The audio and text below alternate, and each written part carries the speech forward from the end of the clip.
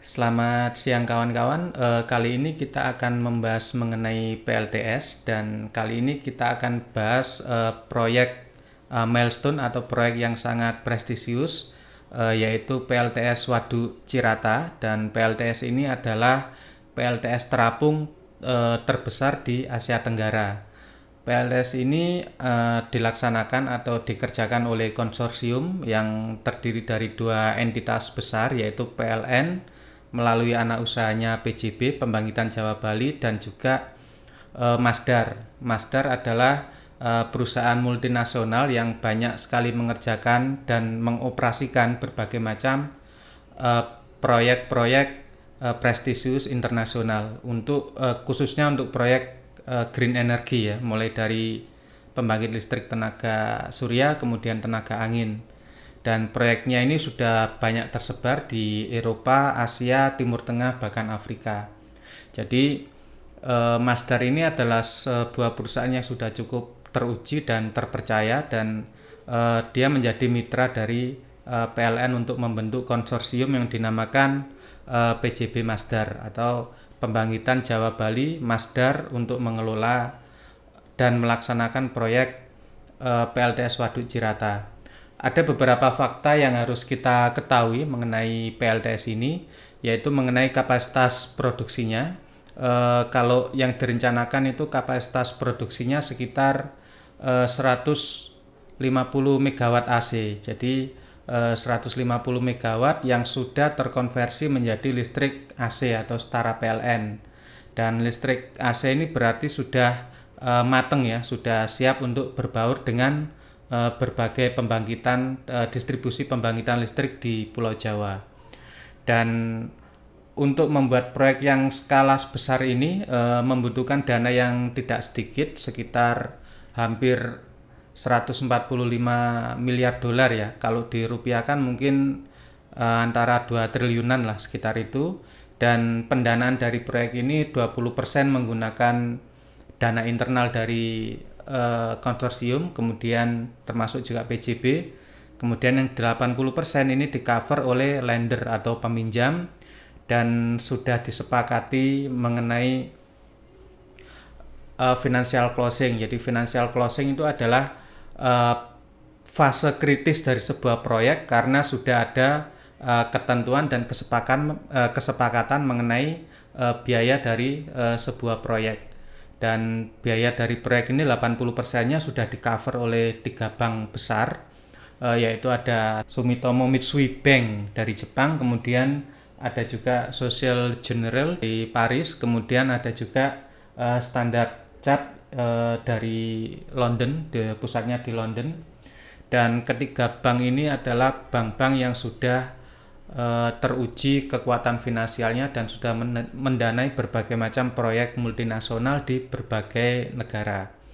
Oke, kemudian fakta berikutnya dari PLTS Cirata ini adalah akan memenuhi TKDN, tingkat komponen yang harus diproduksi oleh di dalam negeri. Jadi dari keseluruhan proyek, misalnya 100% proyek ini, TKDN yang wajib dipenuhi adalah 40%. Artinya ada 40% dari barang atau material yang digunakan di proyek ini merupakan produksi dalam negeri.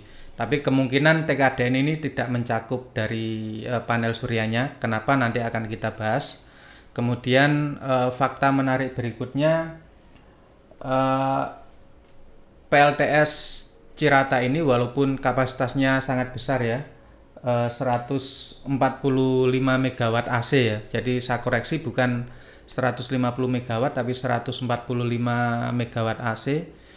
Itu akan berkontribusi 0,2% dari target bauran energi terbarukan nasional. Jadi ada sebuah target nasional bahwa seluruh pembangkit listrik itu akan menggunakan energi terbarukan, baik angin, tenaga geotermal maupun tenaga surya, itu besarnya sebanyak 23% pada 2025, dan PLTS Cirata ini akan menyumbang sekitar 0,2%. Jadi masih kecil dan masih banyak potensi-potensi lain, wilayah lain di Indonesia yang bisa digali atau dikembangkan lagi untuk PLTS eh, untuk pembangunan energi listrik terbarukan berikutnya, termasuk PLTS maupun tenaga angin.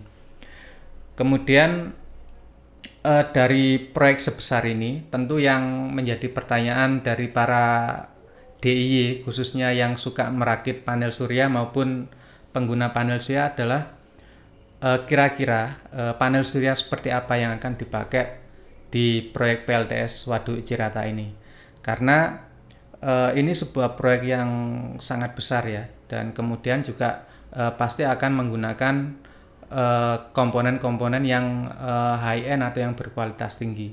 Itu kenapa kemungkinan menurut saya TKDN 40% itu bukan untuk panel suryanya, tapi mungkin untuk komponen-komponen konstruksi atau yang lain-lain lah. Pokoknya bukan pada panel surya, karena ada beberapa hal kritis yang harus dipersiapkan, yaitu panel surya sendiri, kemudian peralatan elektrikalnya termasuk inverter atau pengkabelan dan lain-lain. Itu sepertinya sebagian besar akan menggunakan produk-produk yang sudah established atau yang sudah mapan.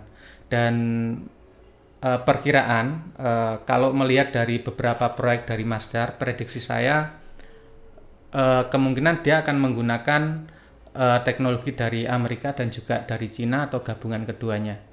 Karena ini mengacu pada berbagai macam proyek yang dikerjakan oleh Masdar sebelumnya, dan tentu yang yang cukup prestisius dan menjadi ikon mereka adalah Masdar City. Jadi Masdar City adalah kota pintar yang dibangun di Uni Emirat Arab dengan teknologi tinggi dan listriknya menggunakan green energy dengan kapasitas terpasang 10 MW. Kalau di Cirata ini 145 MW, jadi kapasitasnya itu 14 kali sampai 15 kali lebih besar daripada Masdar City.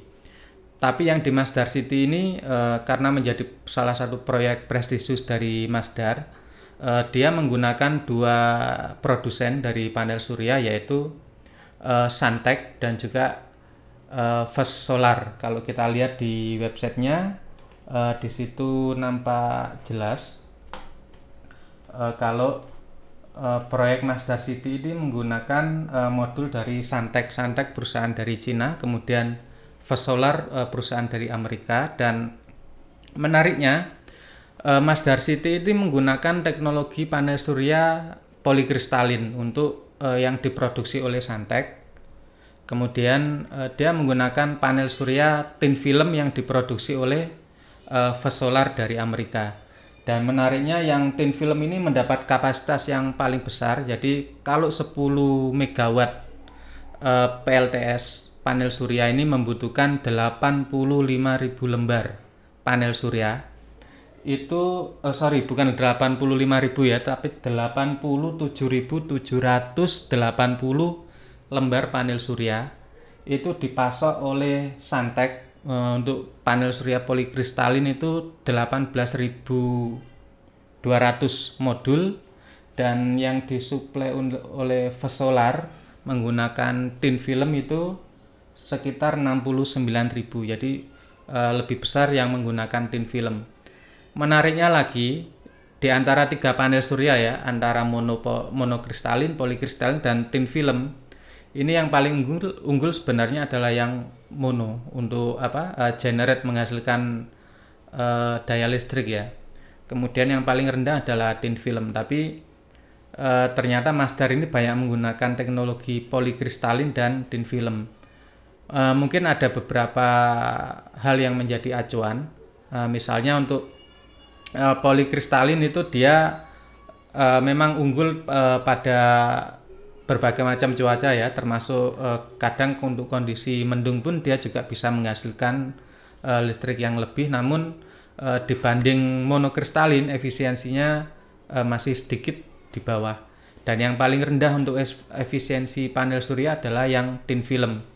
Teknologi sekarang mungkin mencapai 18%, bandingkan dengan poli dan mono yang sudah mencapai di atas 20% untuk efisiensinya. Dan thin film ini mungkin perkiraan saya menjadi salah satu pilihan karena memang tin film itu bentuknya tipis dan relatif aman dari berbagai macam kerusakan yang biasa dialami oleh panel surya jenis poly dan mono. Misalnya snail track. Snail track itu jarang sekali ditemui pada panel surya tin film karena tin film itu bentuknya tipis, lembaran, solid gitu dan dia memang lebih fleksibel.